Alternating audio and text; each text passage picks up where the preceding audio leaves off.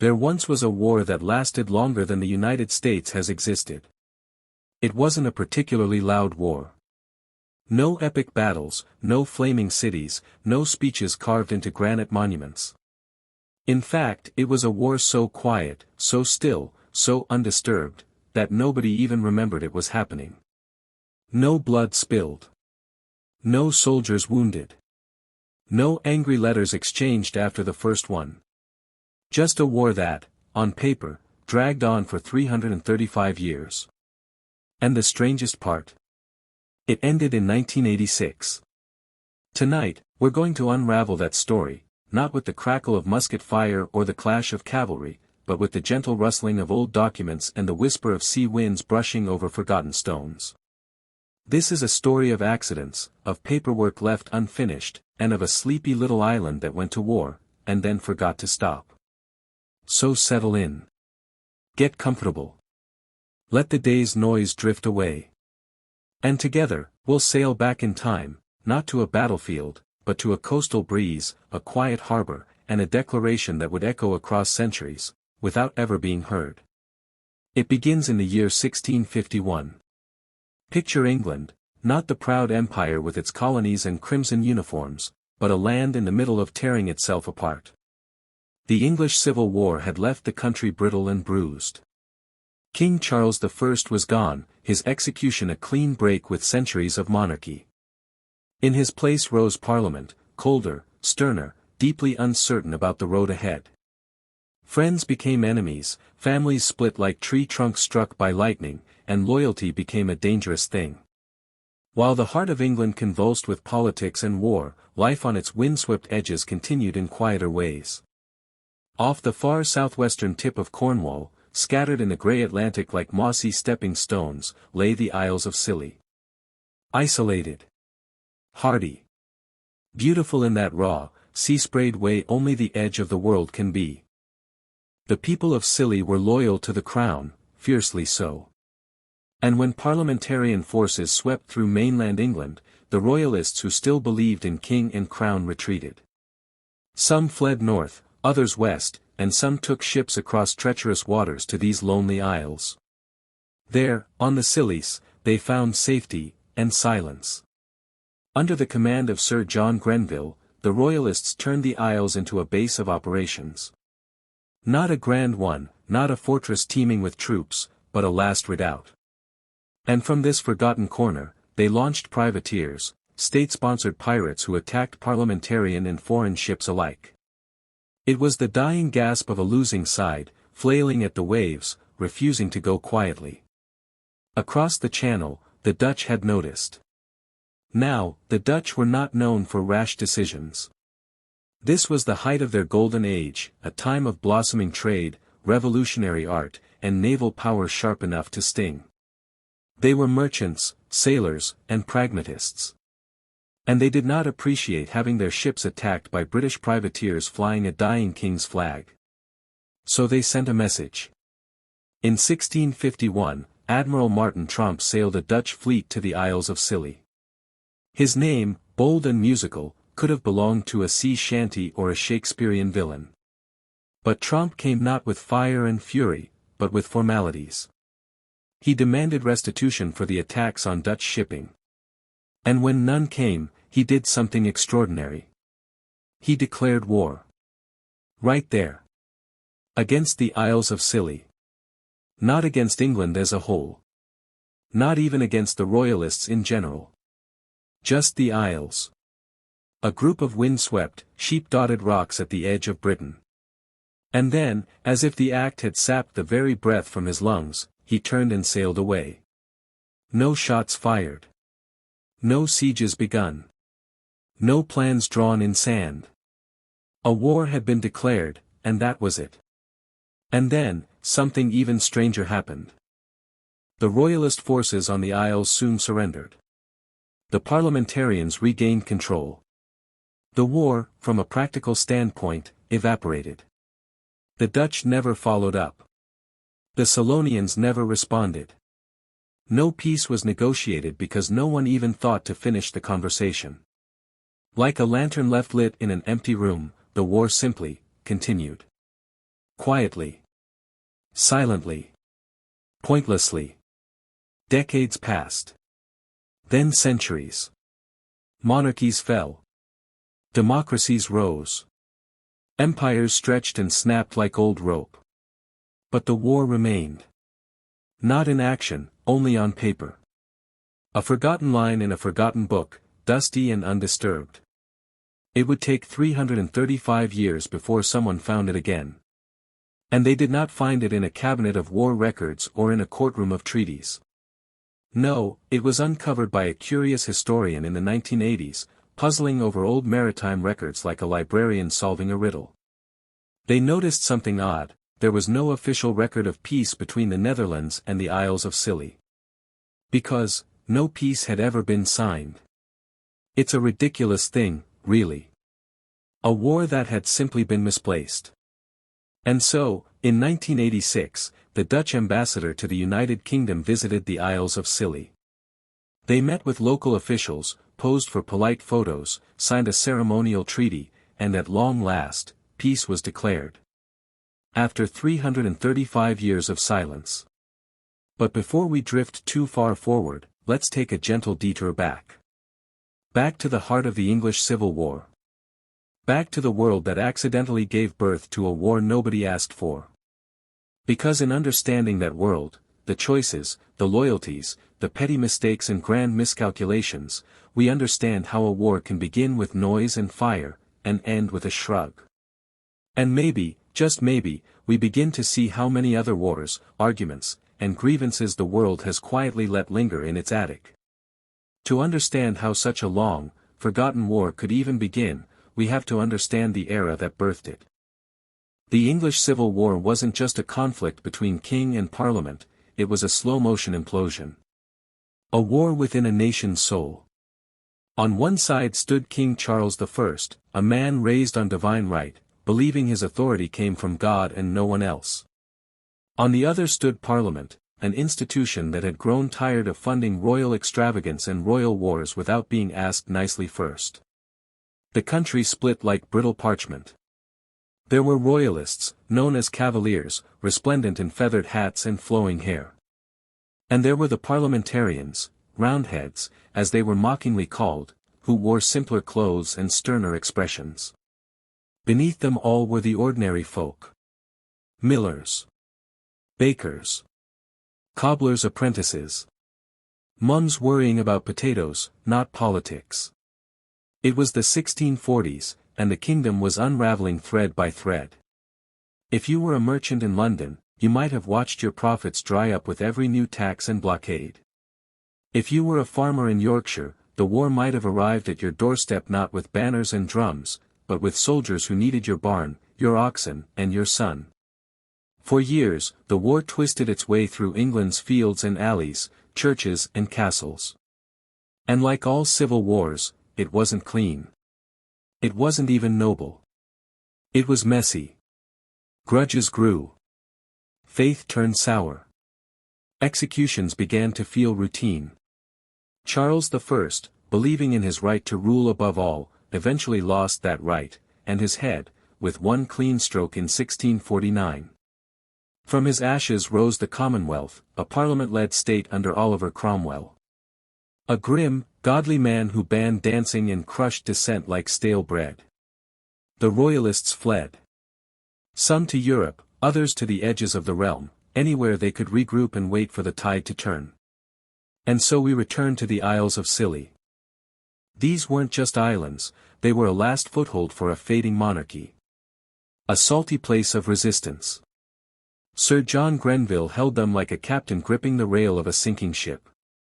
His privateers kept attacking Dutch vessels, harassing them like mosquitoes in a summer tent. The Dutch, tired of the nuisance, responded not with gunpowder, but with a declaration. What followed was not war, but a bureaucratic ghost. No one followed up. Not the Dutch. Not the parliamentarians. Not even the Solonians. And so, the war fell into history's side pocket. For 335 years, it remained a forgotten era.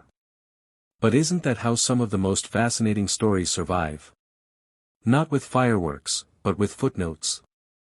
Let's turn our gaze now across the sea. To the east, where the Low Countries bloomed in the 17th century, not with roses, but with ships. Windmills turned lazily in the flat, marshy land. Canals shimmered under golden skies. And the Dutch Republic, newly formed, was rising like a merchant prince from the mists of Europe. This was the Dutch Golden Age, a strange and beautiful contradiction. A time when painters like Rembrandt captured melancholy in oil and traders chased fortunes in cloves and nutmeg. Where a single tulip bulb could fetch the price of a house, and sea captains navigated by starlight and stubbornness. It was also a time of relentless pragmatism. The Dutch, small in land but vast in ambition, built a maritime empire from sheer grit and shipbuilding genius. Their navy was the envy of the world. Their merchants, wrapped in dark wool and quiet smiles, wielded influence sharper than any sword. And they knew very well how to protect their interests, especially when those interests floated on the high seas. So imagine their irritation when ships, Dutch ships, filled with spices and silver, began disappearing off the English coast. The privateers of Scilly, loyal to the lost cause of King Charles, didn't discriminate much when choosing their targets. And the Dutch were an easy one. Rich, well-stocked, slow-moving merchant vessels made for irresistible prizes. A war may have been raging within England's borders, but on the sea, it was a different kind of storm. Admiral Martin Tromp was not a man easily ignored. Born of seafaring stock, his career was carved from salt and wind. He'd risen through the ranks not by noble birth but by sheer ability. His voice was said to be calm, but his orders sharp as broken glass. He believed in discipline, but also in wit. And he had very little patience for pirates, especially when those pirates wore the smirk of royalist defiance. In 1651, Tromp was tasked with a peculiar mission: put pressure on the royalists who still held out in England's outer reaches, especially those little islands no one remembered until their cannons spoke. Scilly. That stubborn, sea-lashed cluster. He set sail with a Dutch fleet, sailing under the orange, white, and blue tricolor. A fleet not meant to conquer, but to remind. To declare that Dutch sovereignty, Dutch trade, and Dutch pride were not to be trifled with. Now, here's the curious part. When Tromp arrived, he didn't attack. He didn't blockade. He didn't even land. He issued a formal declaration of war. That's it. Just that. Not against England. Not against Parliament. Not even against the royalist cause in general. He declared war specifically and only on the Isles of Scilly. It was a move so specific, so tiny in its focus, that it nearly slipped through the cracks of history then and there. There were no reports of combat. No heroic charges. No letters home. And shortly afterward, when the royalist forces surrendered the islands to parliamentarian control, the Dutch saw no reason to follow up. They'd made their point. The Solonians, now under the new English government, posed no threat. And so, the Dutch fleet turned and sailed home. But no one thought to clean up the paperwork. No peace was declared. No truce signed. No treaty inked over brandy and powdered wigs. The declaration of war simply sat there. Like a half-written love letter never mailed. A relic, overlooked. Life moved on. Europe, never one to stay peaceful for long, exploded again and again into new conflicts. The Dutch fought the English properly in several official Anglo-Dutch wars that had absolutely nothing to do with Scilly. The islanders went back to their fishing, their sheep, their weather forecasts. England became Great Britain. The Netherlands waxed and waned, rose and reformed. And somewhere in a forgotten drawer, the war still existed. Quietly.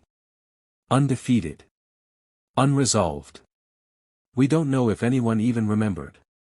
Perhaps a dusty ledger in The Hague held the secret.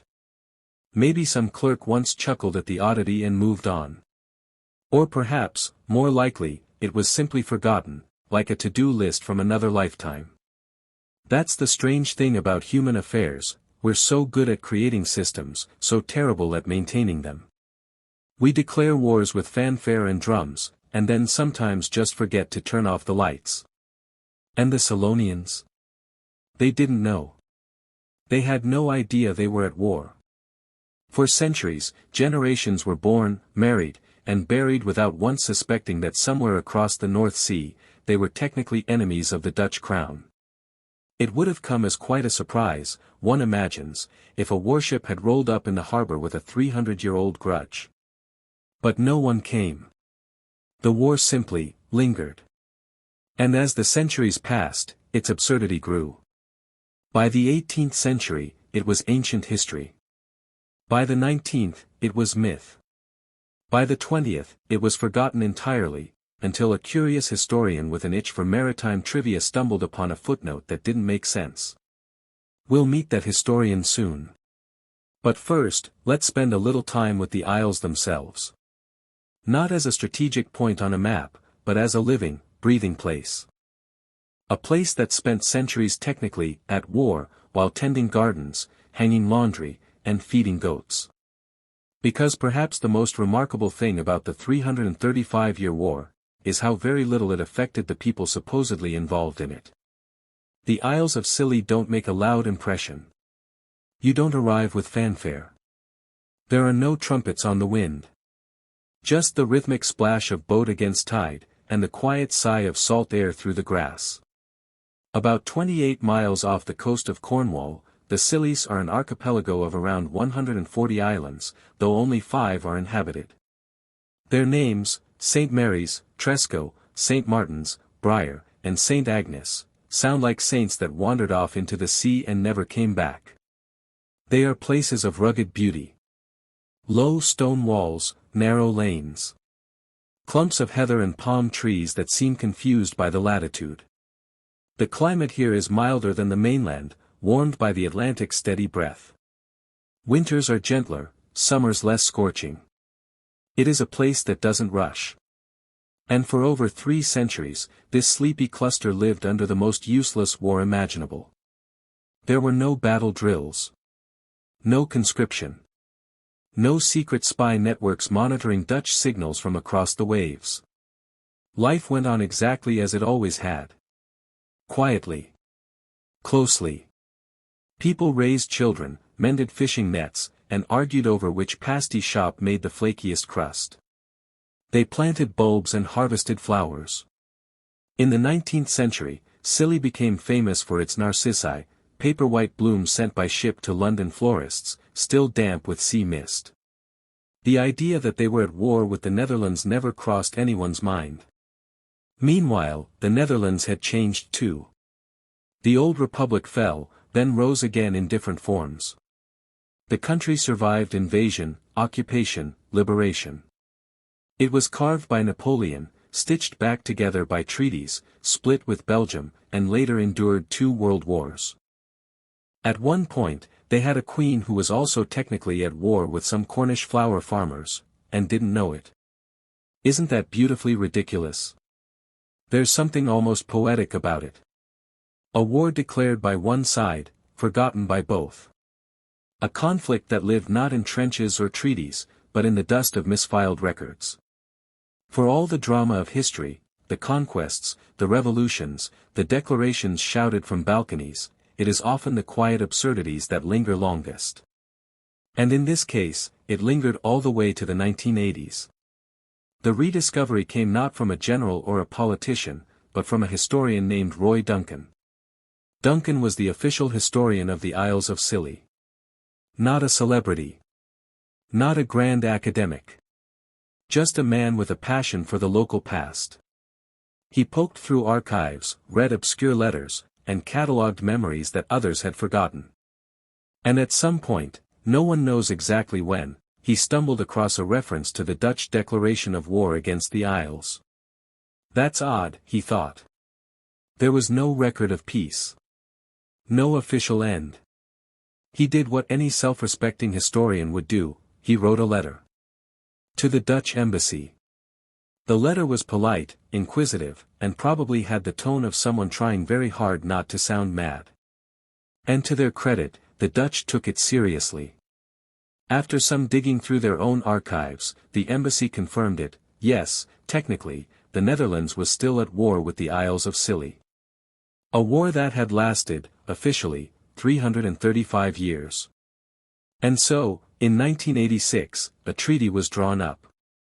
The Dutch ambassador traveled to the Scillies, shook hands with local officials, and signed the most overdue peace agreement in European history.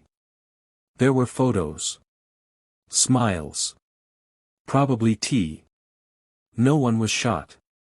And with the stroke of a pen, the longest, laziest war the world has ever known, finally ended. But the story doesn't end there.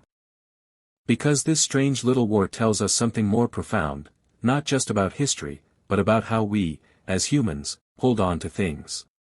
Grudges. Mistakes. Loose ends we never tie off. The world is full of forgotten conflicts, small and large. Some still fester. Others are waiting for someone to notice them, dust them off, and finally let them go. In the next section, we'll look at other phantom wars from history, conflicts that began in fury and ended, well, never. Because the 335-year war, as strange as it is, may not be as unique as it sounds. Phantom wars. Wars that, like shadows at dusk, never fully disappear, but never fully stand in the light either. Declared, maybe. Fought, possibly.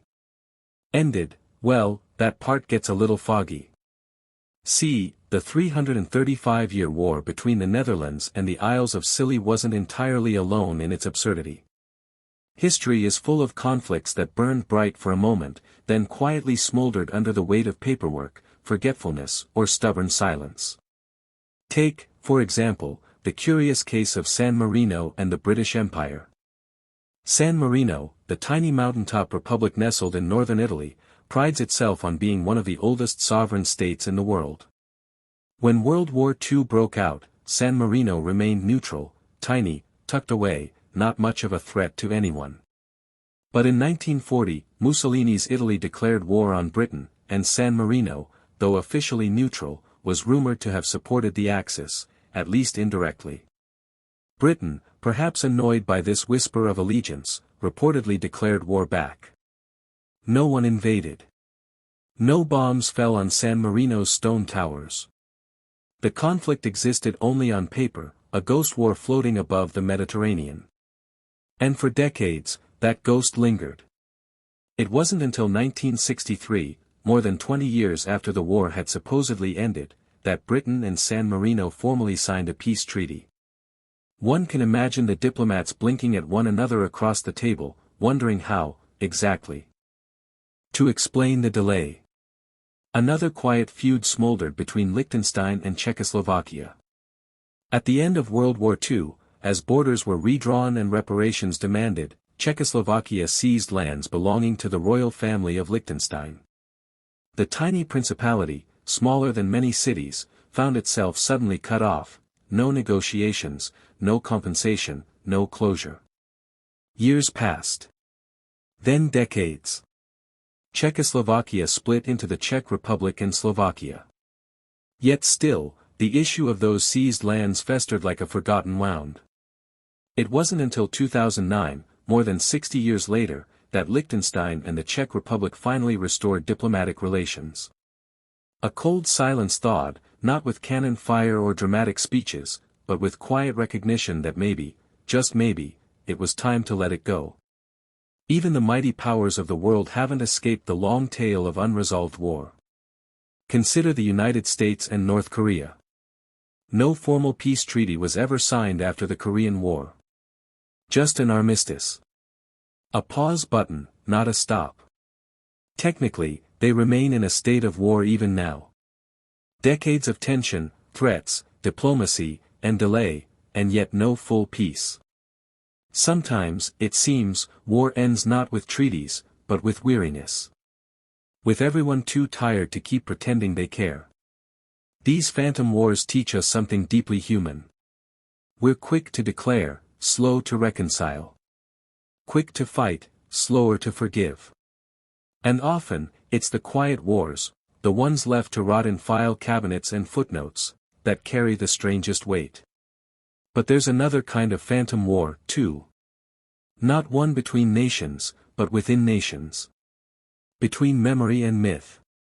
Between what we say we remember, and what we actually do. And nowhere is that more haunting than in the tale of a city lost to war, not in flames or conquest, but in silence. Let's drift there next. To a town erased from the map, not by bombs, but by borders. Imagine a place that no longer exists. A town that was once alive, with laughter in the streets, church bells on Sunday, the smell of bread in the mornings, but is now just grass and ghosts. No ruins. No monuments. Just a name that echoes through forgotten books and fading photographs. That place was Imber. Tucked deep into the rolling green hills of Salisbury Plain in southern England, Imber was never grand. It was a quiet village. Sheep grazed the nearby pastures. Children walked muddy paths to a one-room schoolhouse. There was a pub, because of course there was, and a church that had stood since the 13th century. For centuries, nothing much changed. That was the point. Then came World War II. In 1943, the British War Office came knocking. The government needed land. Wide, open, unobstructed land. Salisbury Plain was already used for military training, but Imber sat inconveniently in the middle. So the villagers were called to a meeting. Soldiers stood in uniform. A man from the ministry explained, perhaps a bit too gently, that the entire village would be evacuated. Not for a week. Not for a drill. Indefinitely. They were told it was temporary. The war needed space. Their sacrifice, noble. They packed their belongings. Cows were sold. Children cried. A few families refused, at first, but resistance melted under the pressure of authority and uniformed orders. They left. The military moved in. And Imber never came back. After the war ended, there were promises. Campaigns. Petitions. Former residents pleaded for the right to return. But the army had found the village useful. Its winding lanes and clustered cottages made for excellent urban training. The church became a prop. Houses crumbled under neglect. Windows shattered. Roofs caved. Today, Imber still stands, but only barely. It's a ghost village, open to the public only a few days a year. Visitors walk through its eerie streets in silence. Fences worn of live ammunition beyond the paths. Grass grows wild in what was once a front garden. The church has been preserved, but it echoes now only with footsteps and wind. Imber is a casualty not of war, but of preparation for it. A village sacrificed on the altar of readiness. And in its strange, lingering silence, it shares a soul with all the forgotten conflicts we've spoken of. The wars that ended with no fanfare. The lives displaced with no return. The stories that never quite resolved. It asks a quiet question. What do we really lose in war? Is it land? Lives? Flags? Or is it something softer, harder to name? A way of life. A rhythm of ordinary days. The ability to walk familiar streets and know every brick by heart. That's what Imber lost. And it's what so many phantom wars take with them, not in gunfire, but in forgetting. So as we drift now through history's twilight, let's carry that thought with us. Because up ahead, we'll meet a man who made it his mission not to forget. A historian who pulled an entire war back into the light, just by reading the fine print. The same war we began with. The one between the Dutch and the Isles of Scilly. We're not quite finished with it yet. History doesn't always come from battlefields. Sometimes, it comes from a dusty folder. A forgotten shelf. A line in a book that makes someone stop, squint, and say, wait, what? That someone, in the case of the 335-year war, was Roy Duncan. An amateur historian, a schoolteacher, and, more relevantly, the chairman of the Isles of Scilly Council in the mid-20th century. A man who wore tweed, loved local lore, and took particular delight in tracking down obscure stories. It was sometime in the 1980s when Roy stumbled across a peculiar claim. One that had drifted, half-whispered, through the centuries like sea mist. That the Isles of Scilly were still at war, with the Netherlands. Now, to be clear, no one was marching around with muskets. No one was raiding Dutch fishing boats or building trenches between sheep pastures. But as Roy read more, through local archives, old letters, naval histories, he found something weird. There had never been a peace treaty. Not one scrap of parchment. Not one signature. Nothing to say, officially, that the war which began in the 1650s had ever been resolved. And so Roy, ever the gentleman historian, decided it was time to clean things up. He reached out to the Dutch embassy. Not with weapons, of course, but with curiosity. With a dry sense of humor. With an invitation. And to everyone's surprise, the Dutch said yes. In 1986, Ambassador Rein Heidkoper, representing the Kingdom of the Netherlands, journeyed to the Isles of Scilly. There were no war drums, no sabers, no drama. Just smiles, suits, and a warm sea breeze. In a small, charming ceremony, held at the Star Castle Hotel, of all places, they signed the treaty. After 335 years, the war was officially, and finally, over. The ambassador chuckled. Roy shook his hand. The mayor poured some wine. And so ended the longest war in history, possibly. It had lasted longer than the United States had existed. Longer than Napoleon's empire, the rise and fall of the Soviet Union, or the entire span of the British Empire's global dominance. And not a single shot had been fired. No casualties. No battles. Just 3 centuries of awkward silence, ended by a historian with a question and a diplomat with a sense of humor. This wasn't just about paperwork. It was about memory. About curiosity. About looking back, and laughing gently at the strange loops that history ties around itself. Roy Duncan didn't just end a war. He reminded us that history isn't dead. It's not stuck in stone. It breathes. It meanders. It can be poked and prodded. Sometimes it shrugs. Sometimes it grins. And sometimes, if you ask nicely enough, it signs a treaty over a glass of wine. But that wasn't the only bizarre war Roy uncovered. Oh no. He opened a door, and behind it were stories even stranger. Let's slip through that door together. Let's talk about the Pig War. Yes. That's what it was called.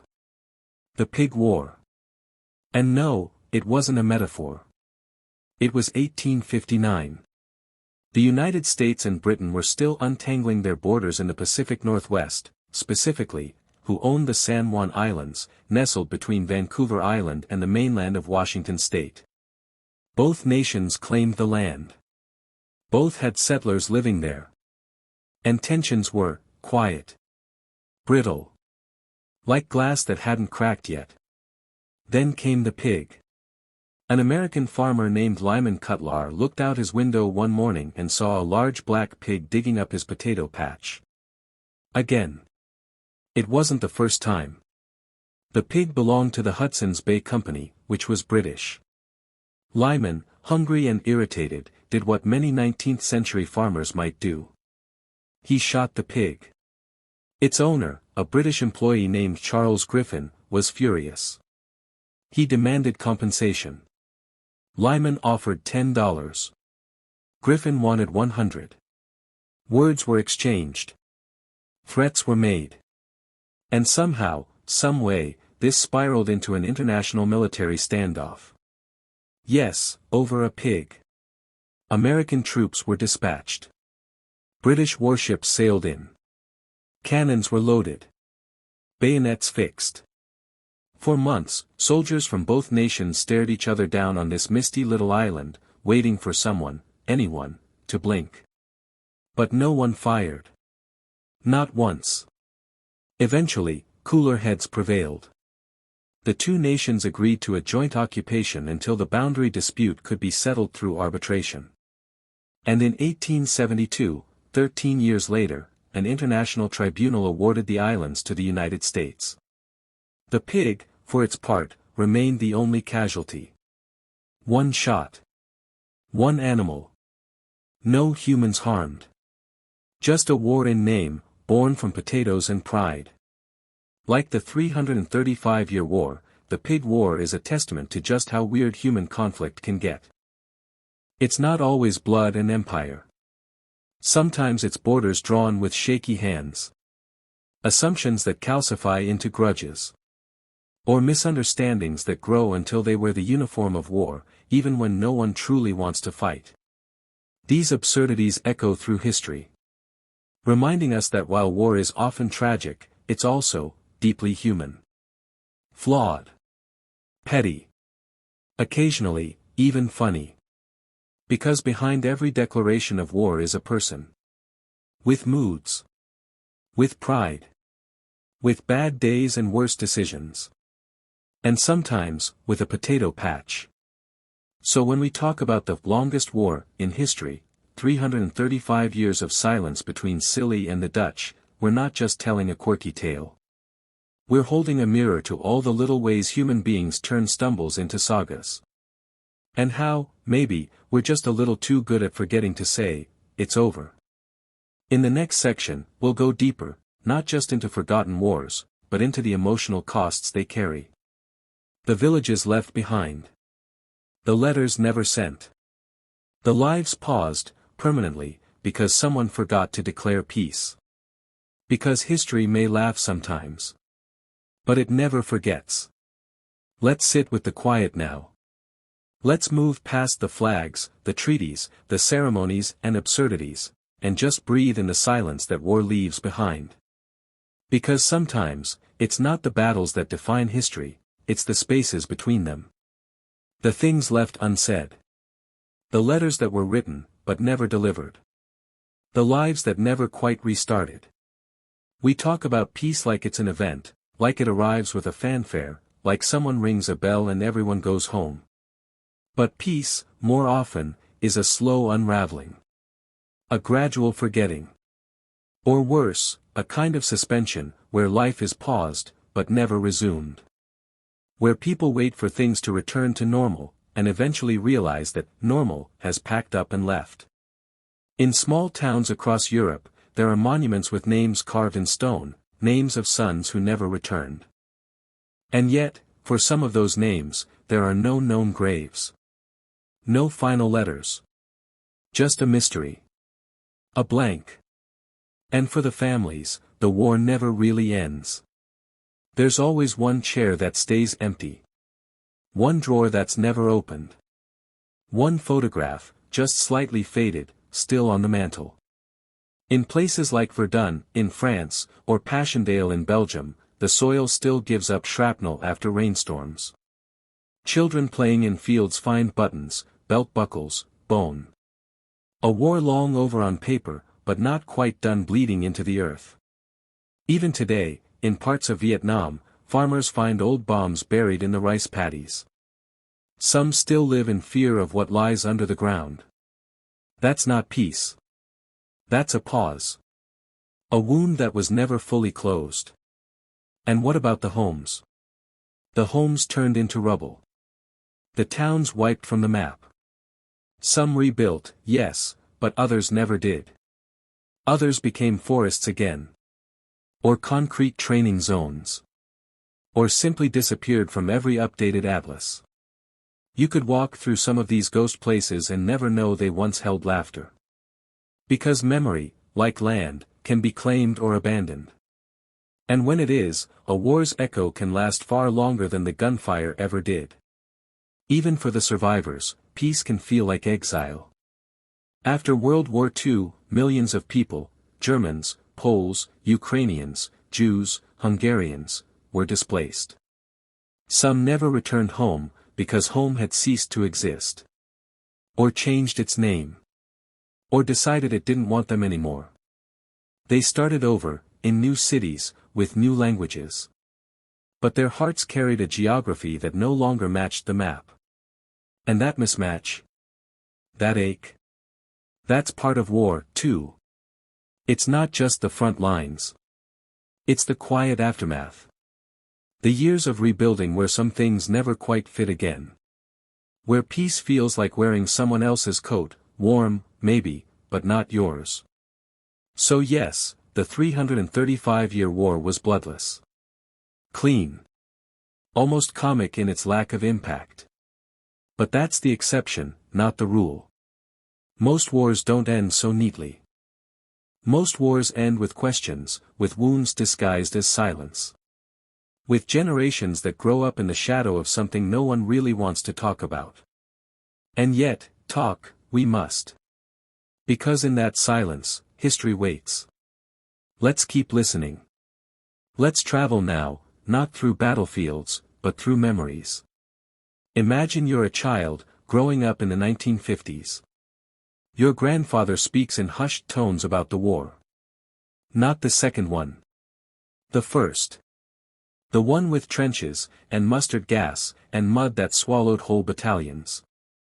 You don't quite understand.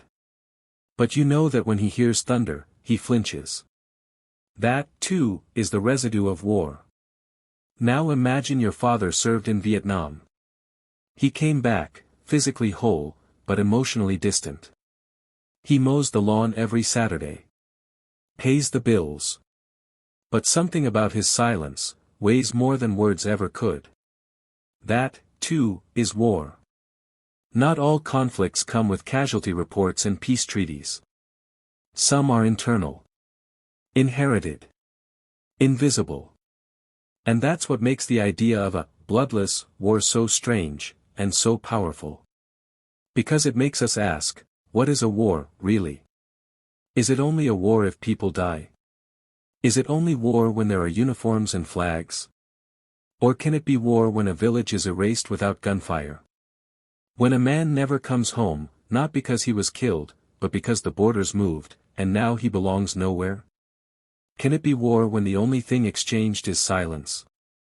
The 335-year war is almost whimsical in its absurdity. But it accidentally exposes something serious. That we don't always need bloodshed to break something. We just need bureaucracy. Delay. Indifference. Or worse, forgetfulness. It's easy to forget something that didn't explode. But those forgotten things, they pile up. And sometimes, years later, a man like Roy Duncan has to dig through the dust and say, wait, did we ever end that? That, in itself, is a kind of quiet courage. To look into the archives. To chase down the shadows. To admit that history isn't just battles and dates, but pauses. Incompletions. Open parentheses, still waiting for their close. There's beauty in that. Because it means history is still alive. And if it's alive, it can be healed. We can close the open wars. Sign the old treaties. Apologize. Remember. Rebuild. Even laugh a little. Because healing isn't just about erasing wounds. It's about remembering where they were, and choosing not to reopen them. So next time you hear about a war, don't just ask when it started. Ask, has it truly ended? And if not, maybe it's time to write that final page. In the next section, we'll return to the sea, to the sailors who started this story, and the nations that forgot they'd ever been angry. Because sometimes, the end of war isn't fireworks. Sometimes, it's just a handshake. 300 years late. Let's set sail once more, back to where this whole tale began. Back to the restless waves of the 17th century. The wind-slicked decks. The smell of salt and tar. Cannons strapped down with rope. Sailors squinting into the horizon, looking for flags they didn't trust. The Anglo-Dutch wars weren't just stories for textbooks, they were long, brutal, and frequent. Between 1652 and 1784, England and the Netherlands fought 4 major naval wars. Not over honor, not even always over land, but over trade routes. Sugar, spices, shipping monopolies. Things that made merchants rich and kings richer. It was about who controlled the sea. Because back then, the sea was the internet. The global marketplace. The delivery route. And if you could control the water, you controlled the world. And that made the Dutch a problem. See, the Dutch Republic in the 1600s. It was booming. Amsterdam was one of the richest cities on earth. Dutch merchant ships sailed to the Americas, the East Indies, Africa, and back, bringing goods that filled palaces, fed cities, and built empires. England didn't like playing second fiddle. So, they fought. Again and again. Ships collided off the coast of Kent. Harbors were blockaded. Dutch fleets attacked the Medway River. Yes, they actually sailed into England in 1667 and set fire to Royal Navy ships at anchor. It was chaos. But also, oddly predictable. Each war followed a pattern, a trade dispute. A naval insult. A rush to arms. A few years of battles. Then a treaty. Then a few years of peace, followed by another war. And in all that back and forth, the Isles of Scilly. They were just a footnote. A tiny archipelago off the western edge of Cornwall. Too small to be a prize. Too distant to be a threat. But somehow, caught in the net of naval strategy and broken allegiances. Remember, the 335-year war wasn't started because someone wanted to attack the Isles of Scilly. It happened because in a moment of heated allegiance, Scilly backed the wrong side in the English Civil War. And the Dutch, seeing an opportunity to pressure the royalist fleet, declared war.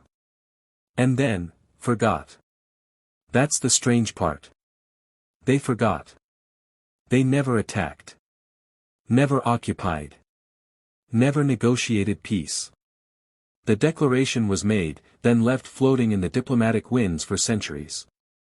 Which brings us back to something odd about human history.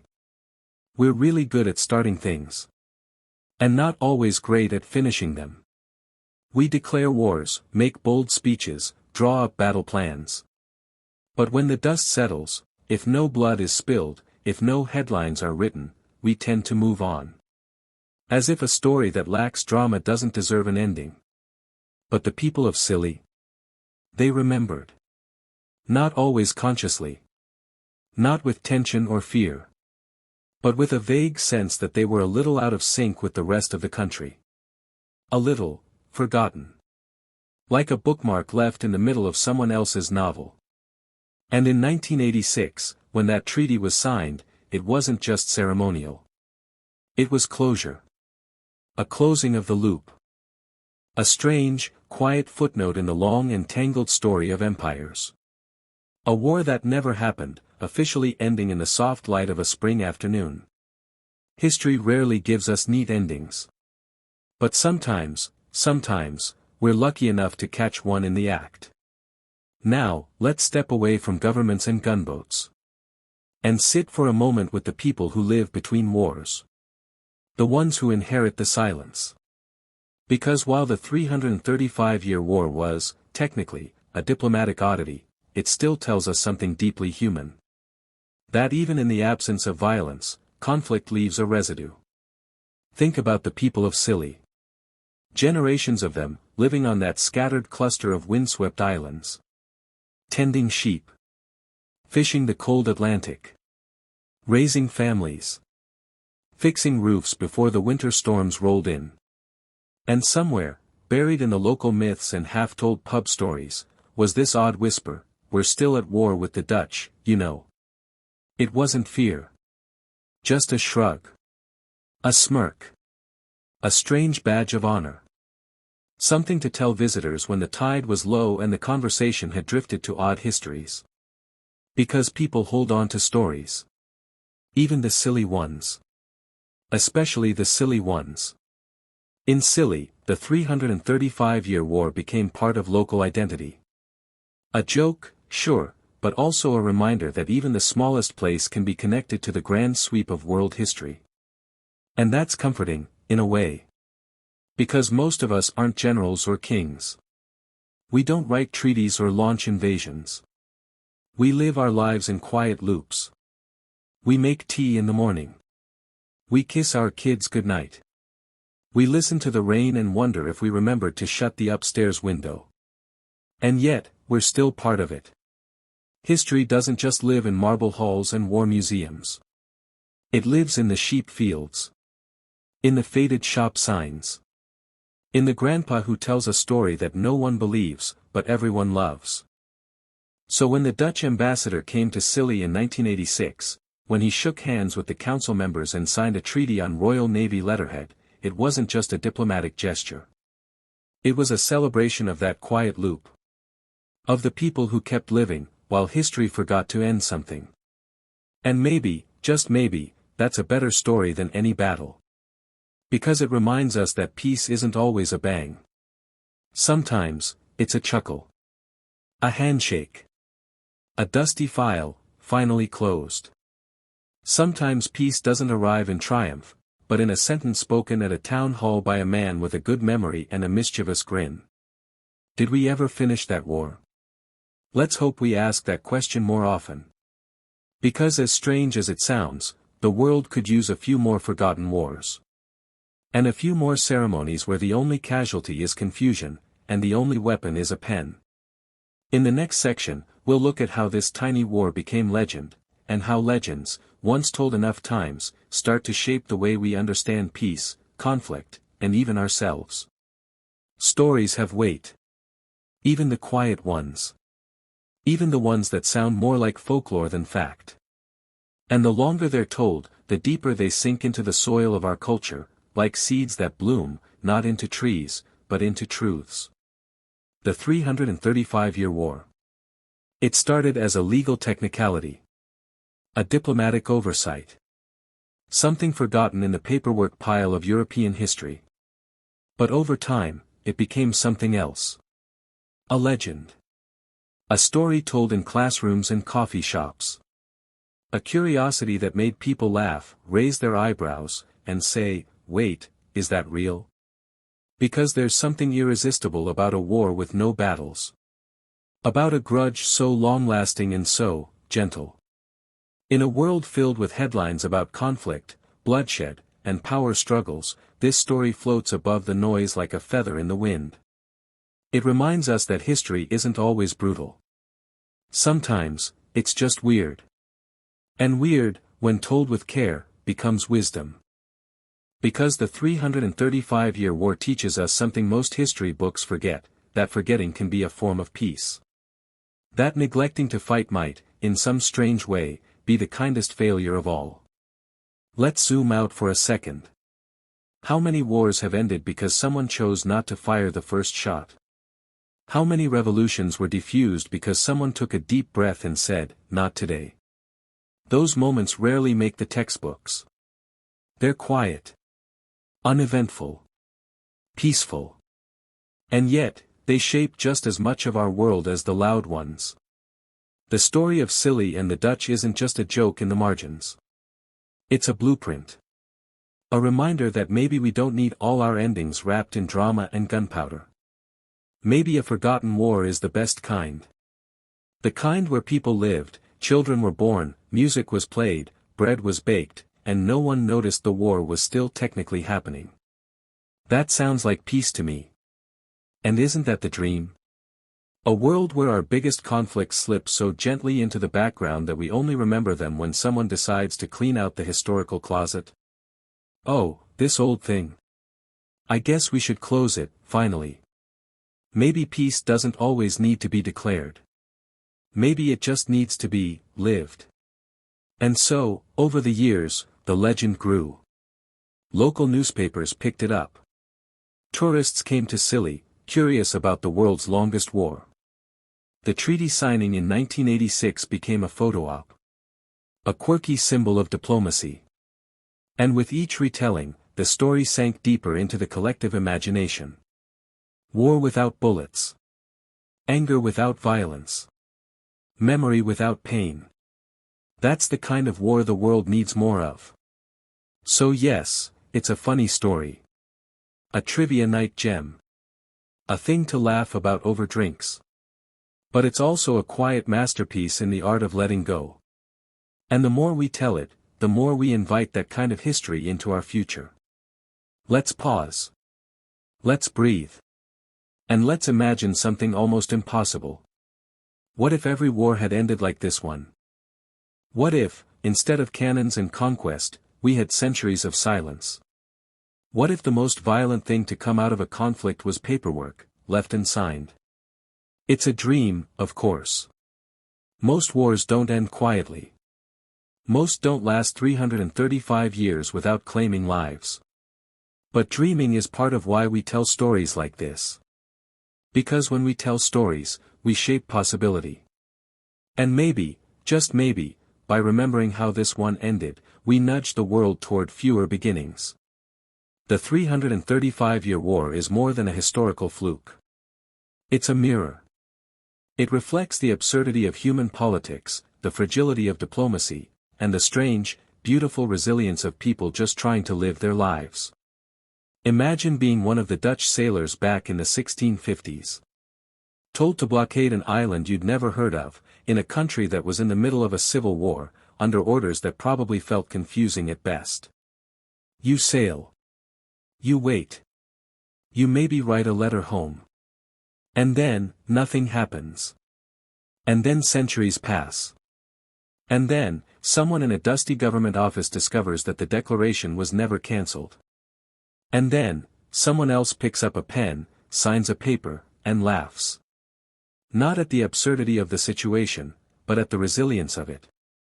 Because peace, true peace, isn't just about stopping violence. It's about preventing it from starting again.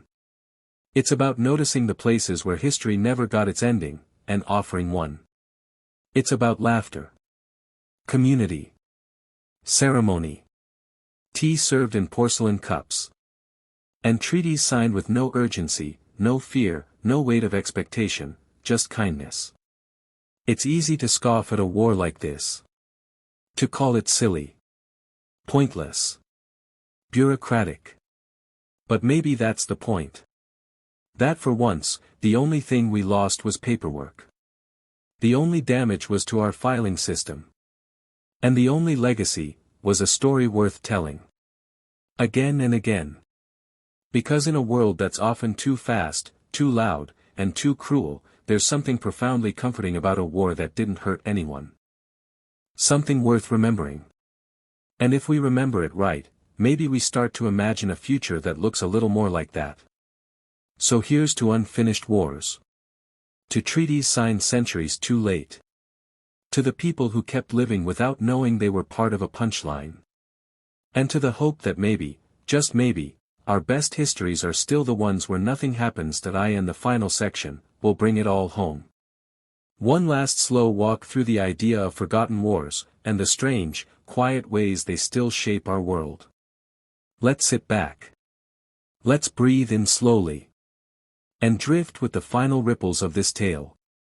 The longest war in human history. That somehow left behind not a single scar. The 335-year war.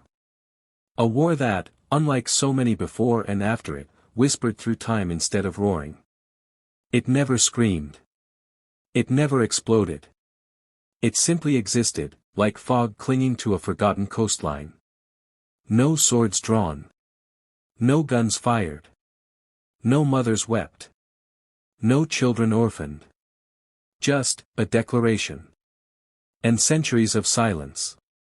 Now, as we close this strange, gentle chapter, we ask, what does a war like that mean? What are we to make of a conflict that technically lasted 3 centuries, and yet, in all that time, no blood was spilled, no cities burned, no soldiers marched? What kind of war ends with a handshake and a cup of tea? And what, if anything, can it teach us? Let's take one last slow walk through the story. But this time, not to analyze battles or treaties. This time, we walk through memory. Through myth. Through meaning. Because as peculiar and quaint as the 335-year war might seem, it just might be the most important conflict you've never heard of. The weight of quiet things. We live in a loud world, don't we? A world where the big things, the loud things, seem to matter most. Explosions make headlines. Speeches go viral. Outrage travels faster than light. And in that noise, in all that clamor, we often overlook the quiet things. The unspoken forgiveness. The grudge that fades before it hardens. The neighbor who doesn't retaliate. The letter that was never sent. The insult shrugged off instead of avenged. This war, the 335-year war, was a quiet thing. And that makes it rare. It makes it easy to laugh at. Easy to treat as a footnote. A joke from some dusty textbook. But quiet things carry weight, too. A lullaby can carry more comfort than a choir. A whisper can change a heart more than a shout. And a war that kills no one might just be the most powerful story of all. Because it shows us that not all human conflict has to end in ruin. Sometimes, we forget to fight. And in forgetting, we find something close to peace. The absurd brilliance of the human mess. Let's be honest for a moment. This war. It's ridiculous. A declaration made during a chaotic civil war. A tiny island caught in the crosshairs of shifting naval alliances. A Dutch fleet that never landed. A conflict that simmered for centuries in the minds of no one. And a peace treaty signed in a village hall, more than 300 years later, with coffee and polite applause. It sounds made up. And yet, it's completely real. It happened because humans are messy. We make mistakes. We forget things. We act boldly, then move on. We misplace paperwork. We lose track of what we were even angry about in the first place. And isn't there something beautiful in that? In a world of spreadsheets and algorithms and perfectly optimized outrage. Isn't it kind of refreshing to know that history can be weird? That war doesn't always mean carnage. That maybe, just maybe, we're capable of not only terrible violence, but also of profound neglect when it comes to hatred. Because in neglecting this war, we nurtured peace. Accidentally. Without even trying. And that says something powerful. That maybe peace doesn't always need to be planned. Maybe it just needs to be allowed. The people who lived through it, without ever knowing. Imagine being born in the Isles of Scilly in 1723. You grow up surrounded by wind and waves, sheep and salt, seagulls and storms. Your world is small but full. Your family fishes. You learn to build boats. You help repair roofs after the winter winds tear them off. You marry. You raise children. You grow old. You die. And never once do you hear that you were technically at war with the Netherlands. The absurdity of that is staggering, and yet somehow comforting. Because it reminds us of how small most wars really are. Not in scale, but in relevance. The people who fight them. Rare. The people who start them. Fewer still. But the people who live through them, quietly, unknowingly, are everyone. The villagers. The farmers. The bakers. The schoolteachers. The children laughing by the shore. They are the real history. And in Scilly, generation after generation, people lived full lives under the invisible banner of a war no one was watching. That, in itself, is a kind of miracle. What if more wars were like this one? Let's play a game of imagination. What if more wars ended like this? What if, instead of treaties signed under the threat of collapse, we had peace by accident? What if more nations simply forgot to be angry? What if generals misplaced their orders, and the soldiers never got the message? What if presidents got distracted? What if politicians were too busy gardening to declare war? It sounds silly. But it's also a possibility. Because conflict is often a choice. An expensive, bloody, devastating choice. And the 335-year war reminds us of something we often forget. Sometimes the bravest act is inaction. The day peace was finally signed. Let's return, one more time, to 1986. The Isles of Scilly are quiet. The wind moves through the grasses. The harbor sits still, boats bobbing gently. And a Dutch diplomat, complete with a ceremonial sash and a well-rehearsed grin, arrives on the island. He shakes hands. He signs papers. He chuckles with the M. He chuckles with the mayor. There are photographers. Children holding tiny flags. A modest buffet with finger sandwiches and tea. That's it. No parades. No jets flying overhead. No medals awarded. Just a small group of humans, doing something thoroughly and wonderfully unremarkable. Ending a war that never happened. That ceremony wasn't about military achievement. It wasn't about justice. It was about closure. About tidying up a corner of history that had collected dust for far too long. And in doing so, it offered the world a peculiar kind of hope. Because it proved that peace doesn't have to be dramatic. It doesn't have to be born from suffering. Sometimes, it's just a matter of noticing the silence. And honoring it. A lesson we didn't expect. So, what do we take away from this? Is this just a funny anecdote? A historical glitch? A curiosity to file away under, did you know? Or is it something more? Maybe, it's a lesson. That not every war needs to be won. Some just need to be forgotten. That not every grudge deserves a sequel. That some conflicts, left alone, will dissolve on their own. That the greatest victories might be the ones we never knew we needed. In a world addicted to urgency and aggression. This story is a lullaby. A soft-spoken reminder that we can choose differently. We can be the people who pause. Who listen. Who laugh at ourselves. Who walk away. Who forget the declaration, lose the rage, and find the time, to plant something new. Let the silence be the ending. As we close this chapter, we don't need fireworks. Or bold statements. Or swelling music. We just need quiet. Because the 335-year war wasn't about heroism. Or conquest. Or blood. It was about forgetting. And living anyway. And for once, in the entire messy tangle of human history. That might be the most hopeful story we've got. So tonight, as you drift off to sleep. Let this story stay with you. Not as noise. But as silence. As the echo of a war that never needed to be fought. And the whisper of peace that asked nothing, except to be noticed. Sleep well. Dream gently. And may your heart, like the Isles of Scilly, be forever free from war.